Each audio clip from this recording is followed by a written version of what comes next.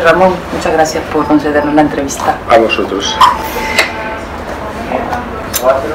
Cuando pienso en TDAH es para mí inevitable pensar en infancia y me gustaría saber cómo definirías la infancia.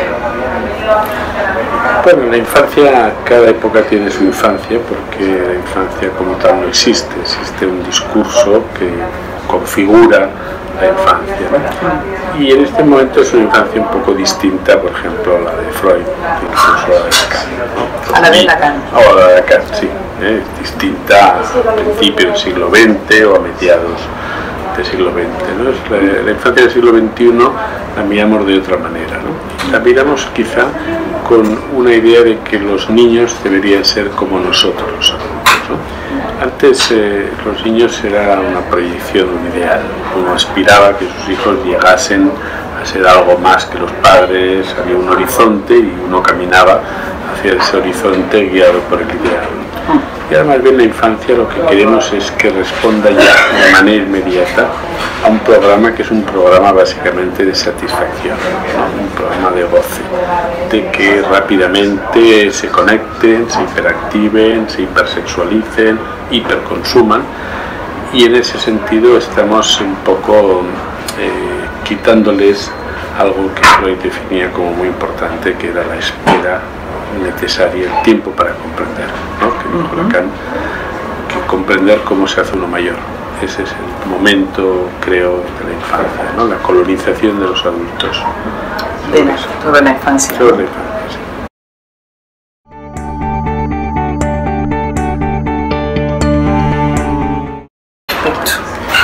Bueno, en el libro lo explico que el TDAH es un falso nombre.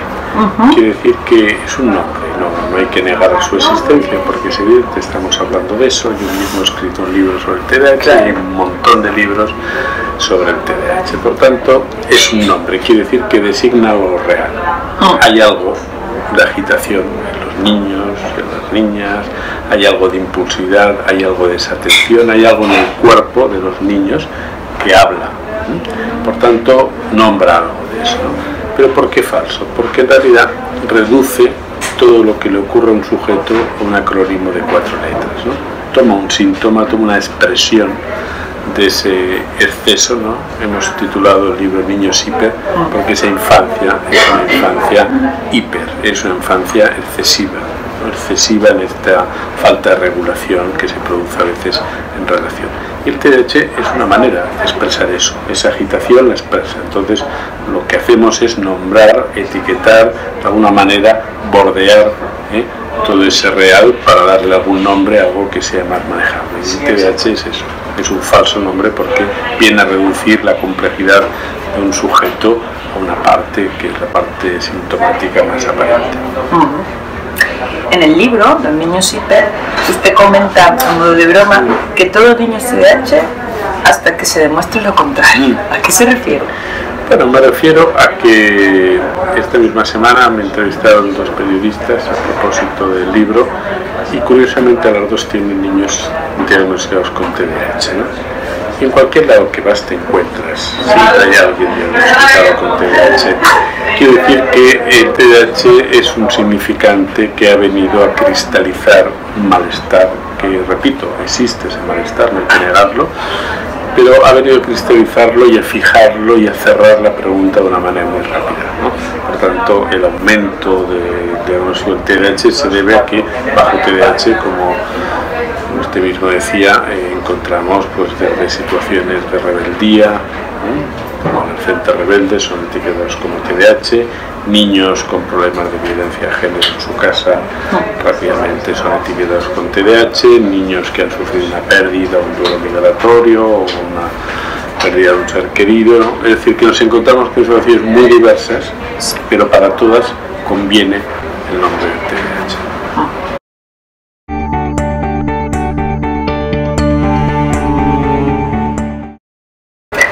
Actualmente lo que decía del rendimiento, lo de que los adultos quieren que los niños sean adultos, me hacía pensar, ¿no?, que en las escuelas, en los colegios, se exige un nivel de rendimiento cada vez mayor. ¿Esto influye? en que aparezcan más casos? Bueno, yo creo que hay varios factores, ¿no?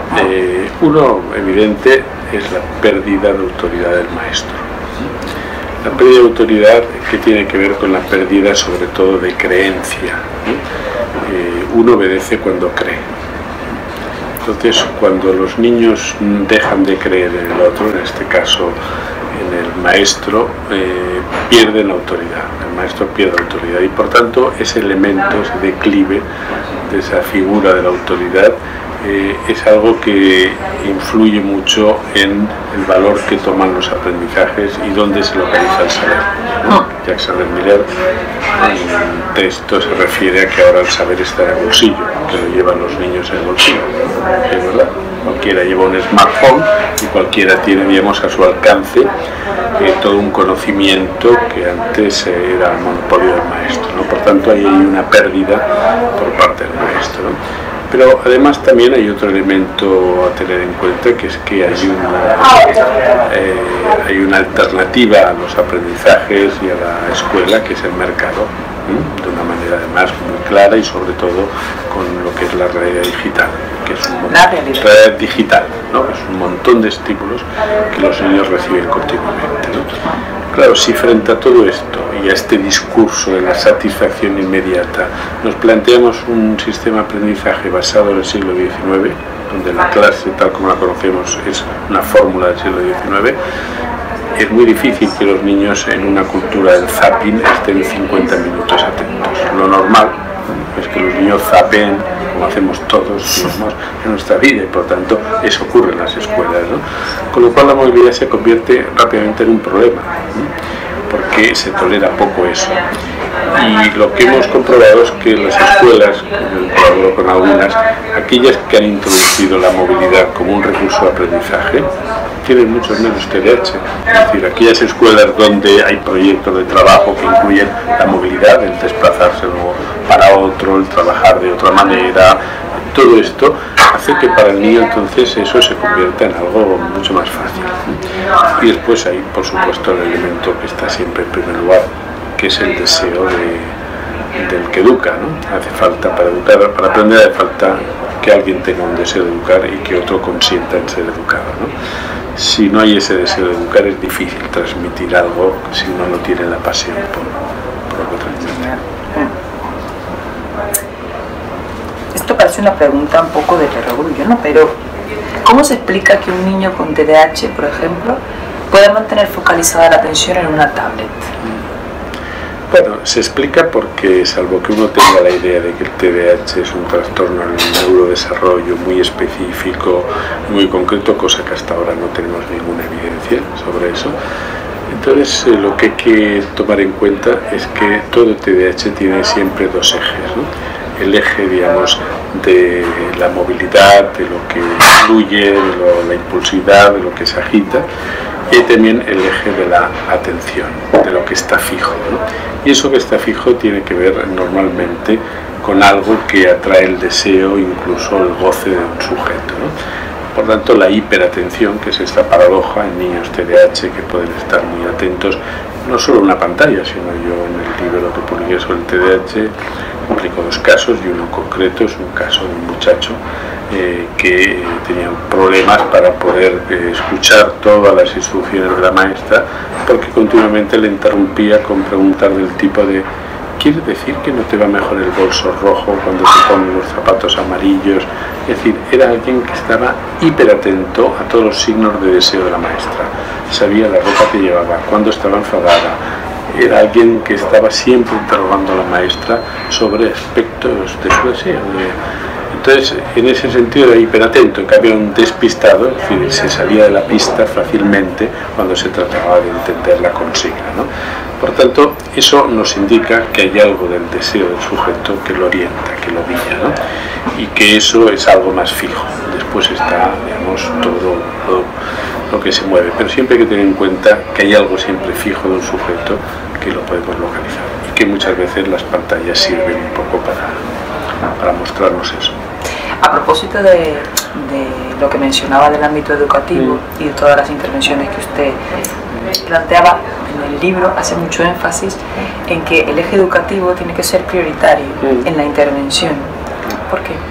Bueno, porque todas las guías de práctica clínica del mundo, referidas al TDAH, señalan siempre lo que se llama el tratamiento multimodal, que quiere decir que hay que buscar las diferentes estrategias de atención para los niños que presentan estas dificultades. En la práctica sabemos que siempre la fórmula que aparece en primer lugar es la medicación. Nosotros planteamos que tenemos que revertir eso y plantear que en primer lugar hay que tratar TDAH como una dificultad, no como un trastorno. Y una dificultad quiere decir que se produce normalmente en la escuela y por tanto es en la escuela donde hay que buscar estrategias educativas en primer lugar que puedan ayudar a ese niño a poder seguir los aprendizajes, el ritmo, etc. Cuando eso no es posible, con la ayuda de la escuela y con la colaboración de los maestros, hay que hacer una consulta entonces porque puede haber otras situaciones, duelos, problemas emocionales, relacionales que exijan otra escucha y otro trabajo, ¿no? Y si finalmente, porque a veces es necesario, hay que introducir la medicación porque hay niños que no encuentran los bordes pulsionales, con lo cual están completamente desbordados, no hay manera de que puedan ceñir algo de eso y entonces la medicación es algo que les puede ayudar a contener y a mantener con ellos esa conversación. Pero si no empezamos por la educación tenemos el riesgo de lo que ya está ocurriendo, que psiquiatrizamos fácilmente problemas cotidianos.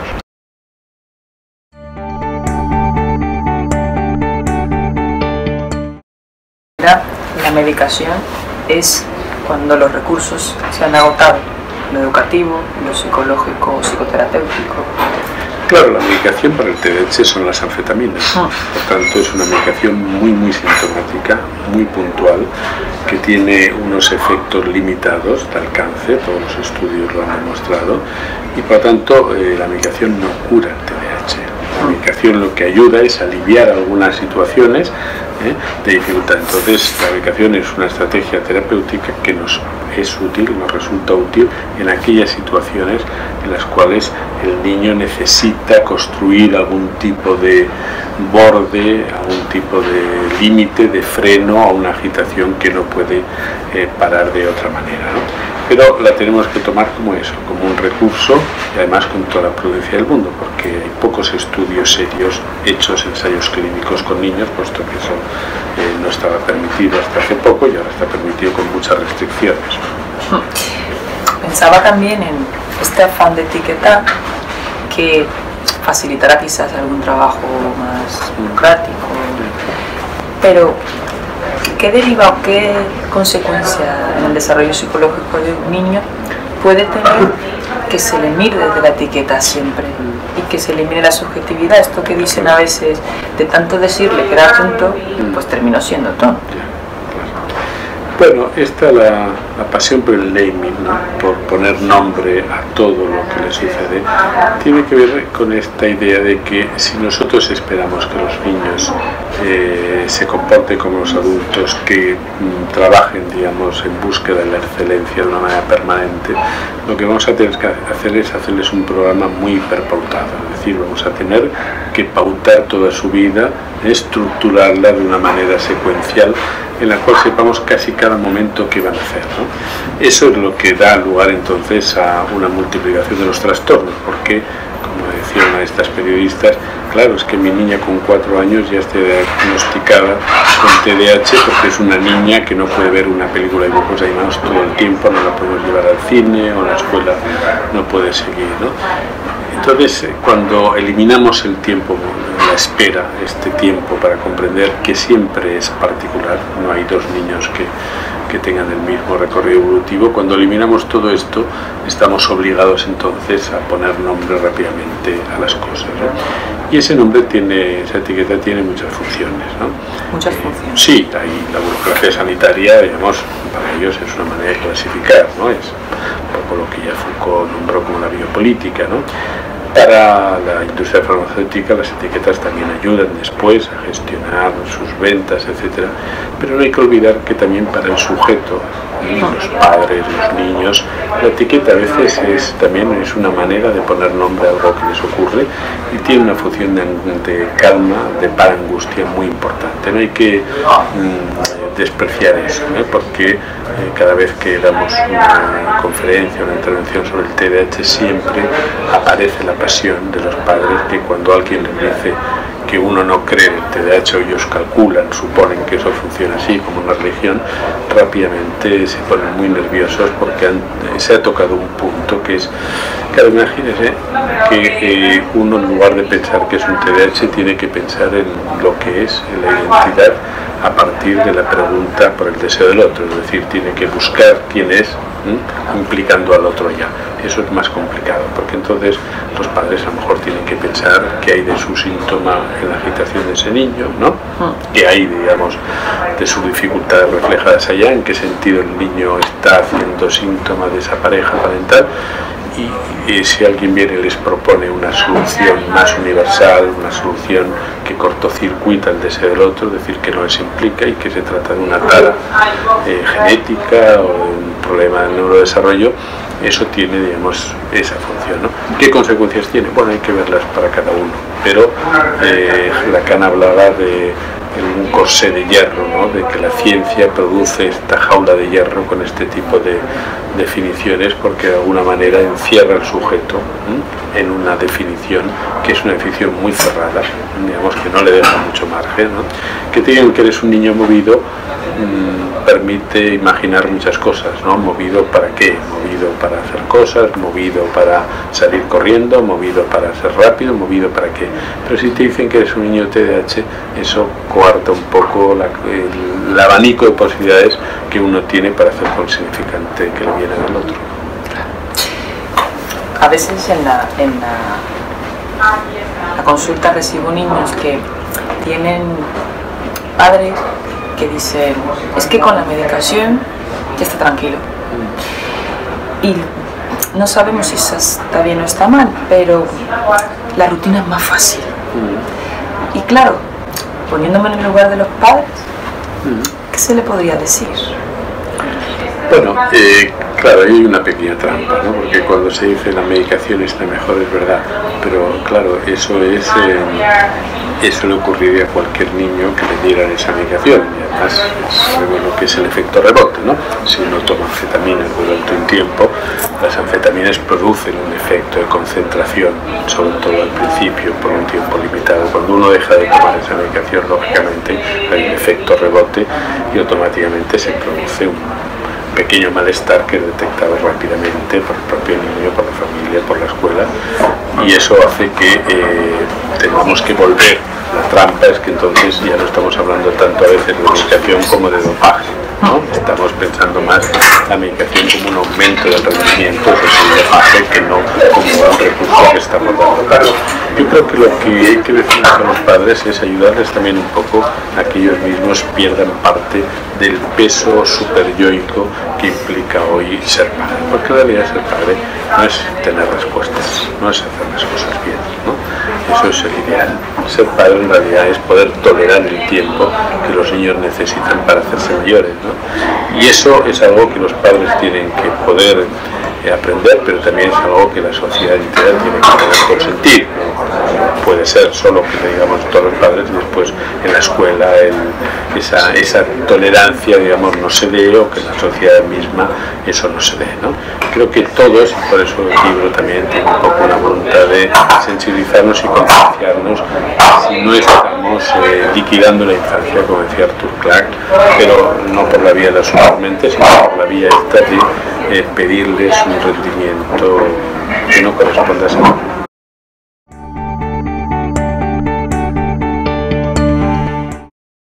Y ya para terminar, en la línea de lo que decía, hay como demasiada energía puesta en la ciencia y no en el sentido común. ¿no? Porque hay como un desplazamiento bastante importante de cosas de la vida cotidiana que hace muchos años, tal y como lo decía Marino en el libro, pues está en a ver qué dice este libro, a ver qué dice este autor, y como que esa transmisión de los padres, de lo que ellos harían, no está, porque es tan fácil dejarlo todo a la ciencia hoy. Bueno, porque este ideal de la excelencia también afecta a los padres, ¿no? Entonces los padres también se plantean la cuestión de cómo ellos deberían hacer las cosas tan bien que no hubiera síntomas, ¿no? Pero nosotros sabemos que la pulsión no es gobernable, ¿no? La pulsión es tratable, pero gobernable no quiere decir que por mucho que uno lo intente, siempre hay algo que se escapa, ¿no? Siempre hay un resto que no puede traducirse en términos de Freud, sería simbolizarse, ¿no? Entonces, eso es una imposibilidad estructural, ¿no? Lacan consideraba lo imposible es eso, es aquello, digamos, que no se puede cerrar, ¿no? Que no se puede liquidar, que está ahí, pero lo imposible no es la impotencia. Entonces los padres leen lo imposible como signo de la impotencia, ¿no? Y de ellos escuchan que eso que no pueden hacer en realidad los vuelve impotentes, cuando no es así. Por eso digo, hay que eliminar un poco esas cosas. Y eso les lleva, por ejemplo, a olvidar su propia infancia, ¿no? Ya no acordarse de que ellos también decepcionaron a sus padres, porque eso es lo que toca. Ellos decepcionan a sus padres y han decepcionado a sus hijos. Entonces hay que darse cuenta que esa decepción no es un problema para nadie. Esa decepción, sí, y además es la causal de ser.